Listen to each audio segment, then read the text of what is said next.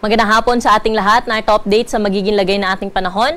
Patuloy pa rin makakaranas ngayong gabi ng mga kalat-kalat na mga pag-ulan, mga pagkidlat at pagkulog ang bahagi ng Palawan dahil sa southwest monsoon o habagat. Pero dito sa atin sa Metro Manila, pati na rin sa ibang bahagi pa na ating kapuluan, ay may mga tsansa pa rin po tayo na mga isolated o yung mga pulo-pulong panandali ang buhos ng pag-ulan ngayong hapon hanggang mamayang gabi, dala na lamang po ito ng mga localized thunderstorm. Kapag may mga pag-ulan po tayo na dala ng thunderstorm, ay tatagal lamang po yung mga pag-ulan ng 15 minutes hanggang 2 hours na po yung pinakamatagal at pwede nating i-monitor yung mga thunderstorm advisories na nilalabas po natin sa ating social media accounts pati na rin sa ating website. Samantala, update naman ho tayo doon sa cloud cluster na ating minomonitor na kung saan kanina alas 2 ng hapon ay isa na po itong ganap na low pressure area. Itong nasabi nating LPA ay nasa labas pa naman na ating area of responsibility, ngunit within the next 24 hours ay posible ho itong pumasok sa ating PAR at sa kasalukuyan dahil nga nasa karagatan ito, hindi natin nirule out yung possibility na ito ay maging isang bagyo at posible magdulot ng mga pag-ulan sa malaking bahagi ng Visayas at sa Southern Luzon area sa mga susunod na araw. Kaya patuloy ho tayo mag-antabay sa update na nilalabas ho natin ukol dito sa nasabi nating low pressure area. Para sa magiging lagay na ating panahon bukas, dahil pa rin sa habagat, ang bahagi ng Palawan ay patuloy na makakaranas ng maghapong makulimlim na panahon na may kalat-kalat na mga pag-ulan, mga pagkidlat at pagkulog. Samantalang dito sa atin sa Metro Manila, pati na rin sa ibang bahagi pa ng Luzon ay magpapatuloy yung ating naranasan na maaliwalas na panahon, lalo na sa umaga hanggang tanghali. Pero pagsapit ng hapon at gabi, asahan na ho natin yung mga isolated rain showers dala ng localized thunderstorm.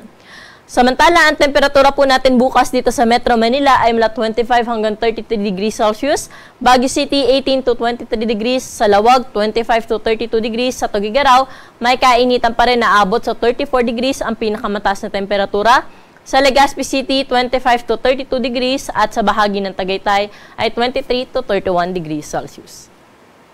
Sa may Palawan naman, dahil nga po maulan po dyan bukas, aabot pa rin sa 31 degrees ang kanilang maximum temperature. Sa mga kababayan naman ho natin sa bahagi ng Visayas at Mindanao, maaliwalas na panahon na inaasahan natin dyan bukas. May kainitan sa dakong tanghali at pagsapit ng hapon at gabi, mataas ang tsansa ng mga pulo-pulong panandali ang buhos ng pag-ulan, dala ng localized thunderstorm. Kaya mag-monitor ho tayo sa ating mga social media accounts, lalo na kung lalabas ho tayo na ating mga tahanan para malaman po natin kung meron po tayo naasahan ng mga pag-ulan sa lugar na ating pupuntahan. Pwede ho natin bisitahin ating social media accounts, pati na rin po yung ating website para sa mga thunderstorm advisories. Temperatura po natin bukas sa may Tacloban ay 26 to 31 degrees Celsius, Metro Cebu at Iloilo ay 25 to 32 degrees Celsius. Sa may Cagayan de Oro naman, 24 to 32 degrees agot ng temperatura. Sa Metro Davao at sa may Zamboanga, aabot sa 33 degrees ang maximum temperature.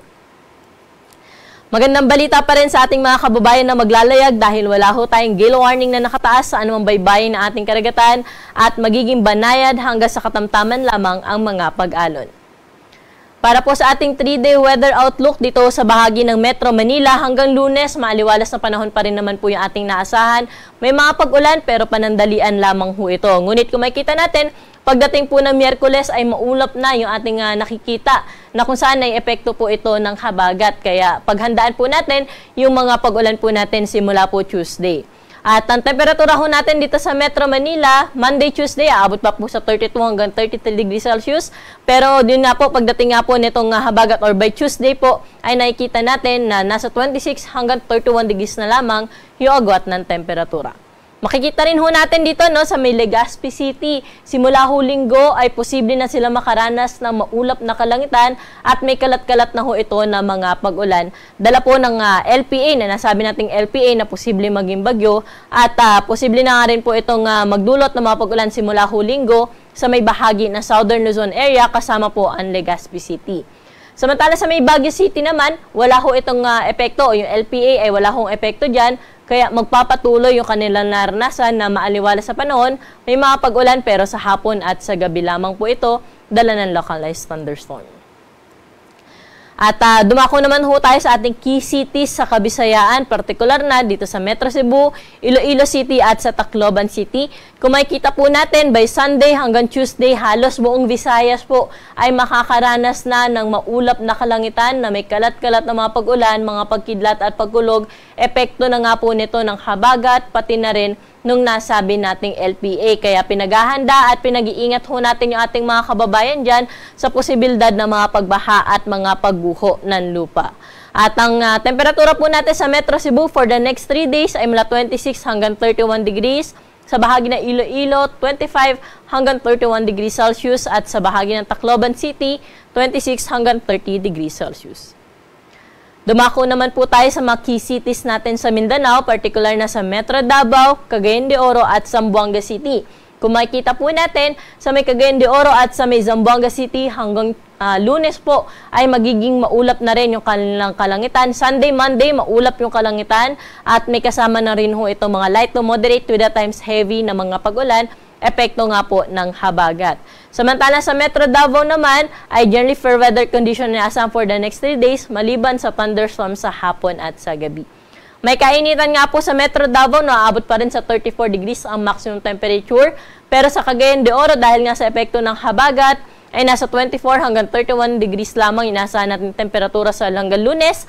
Pero aabot po sa 32 degrees pagdating ng Martes. Sa bahagi naman ng Zamboanga City, 24 hanggang 33 degrees Celsius, sinasa natin na maging agwat ng temperatura. At ang araw po natin dito sa Kamaynilaan ay lulubog sa 6:09 ng gabi at muli po itong sisikat bukas ng 5:44 ng umaga. Para sa karagdagang impormasyon ukol sa lagay na ating panahon, mangyaring i-like at i-follow po kami sa aming social media accounts sa DOST_Pag-asa at bisitahin ang aming website sa pag-asa.dost.gov.ph. At yan po yung latest dito sa Weather Forecasting Center. Ako po si Ana Cloren Horda. Magandang hapon po.